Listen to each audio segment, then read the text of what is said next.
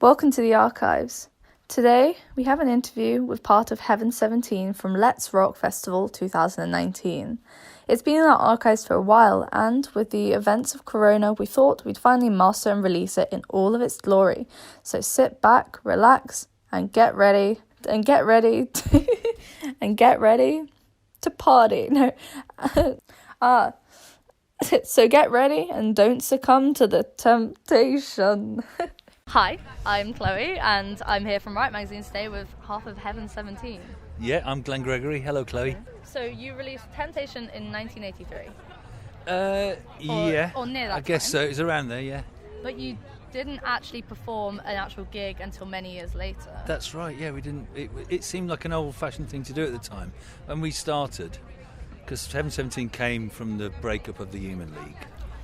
Yeah. So the Human League split up, and I joined Martin and Ian. I mean, I'd known them all since I was kind of 14 years old anyway. And so I came back from London and joined the Human League. And they'd spent like kind of 3 or 4 years touring those first two Human League albums, and they felt that it was just kind of a bit old-fashioned, you know, because they were doing electronic music, and it just felt kind of a bit old, a bit old rock and roll.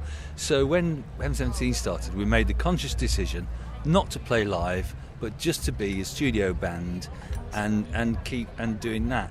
And in fact, there is a very famous, well, not famous in my house, because whenever it's mentioned, no one talks to me. We were actually offered £1 million to tour in America, and we stood by our standards and said no. Oh, wow. Fucking idiots. I mean, a little bit, but also, like, that's, I guess, standing by, your what we beliefs is believed worth in, it. Exactly. And, like, you've ended up pretty well anyway. You're, like, here now, but you're playing gigs now, obviously. Yeah, exactly, yeah. In fact, it was, I think it was, like, oddly enough, about 17 years later that we hadn't played live for. And Martin Ware had just produced an album for Erasure. I Say, I think it was called. And Vince said they were going to go on tour it, do a stadium tour, and would Heaven 17 perform, like support them. And Martin, well, we've not done anything for ages, and we don't really play live, so maybe not. But he said, I'll phone Glenn and see what he says. And I must have the wind must have been blowing in the right direction, but I'd kind of just said, yeah, that sounds interesting, let's do it. So after literally 17 years of being in M17, 17, there you go. the first gig that we played, we did a couple of little warm-up gigs. But the first proper gig we played was at the Birmingham NEC in front of 15,000 people. That must be terrifying. And it was like, what the fuck? For a first gig. It was, oh my God, I can't even imagine. It was a bit terrifying, yeah. But we've not stopped since then, and it's gone on from strength to strength. And actually, I think we've nearly got it right now. We're about nearly good. I'm so upset I actually missed your sex. I was listening in the back, and I was like singing along but also trying to like interview at the same time. It sounded so good. You guys are going to play in Oxford in October. Yes. With Squeeze, which I thought was an interesting combo. I can see it. But what was are you guys friends? What was the... Actually, we both really like the songwriting, actually. And we've met them a couple of times through the years. We've never played together. But we've got the same agent, and we did a very successful tour last year, sold out tour, and the agency didn't really want to go again straight away.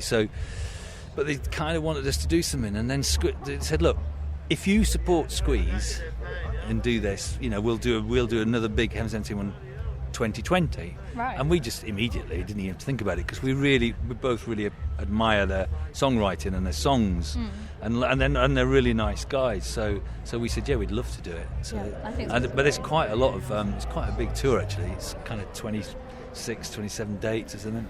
So obviously music has changed since you guys were first releasing music. Yeah. In the way of now everything, I guess, can be free. Music is free, so money is now made through concerts, I guess. Do you think that's...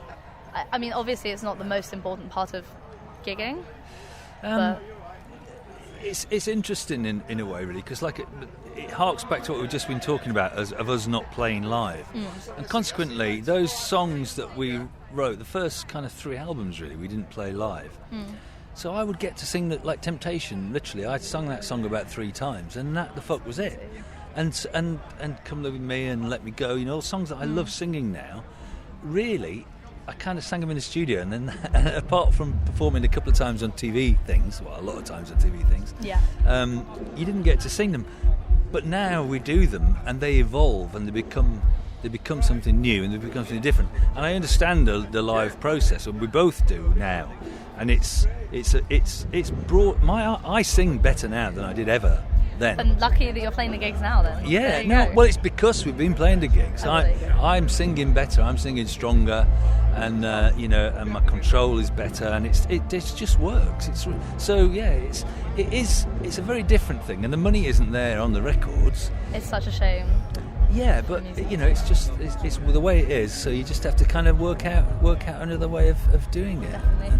You guys obviously did really well then, considering that you weren't playing gigs. Like, you did really well, considering it's such like it helps. In a way, it was as I said earlier, it sounded an old-fashioned thing because at the time we started, which was kind of 81-ish, MTV had just started, so that was a really brand new thing.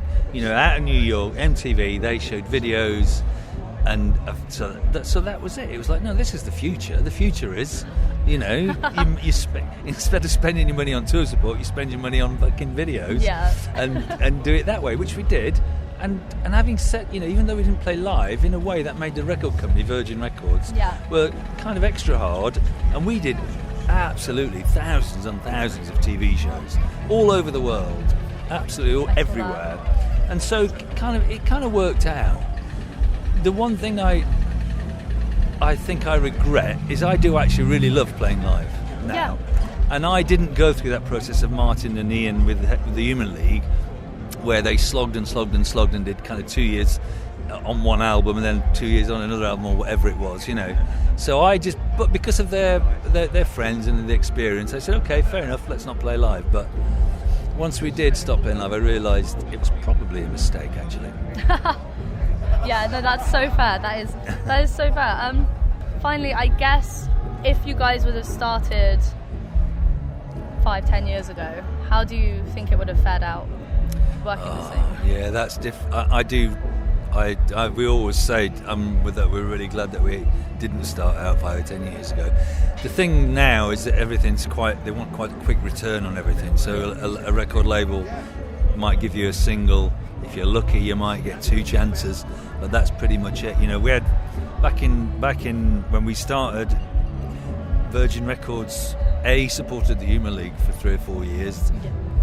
They were right out there, and then the Human League split, and they took the Human League and M17, and they, that was when record labels were interested in supporting and bringing on and new, individual, interesting, experimental artists.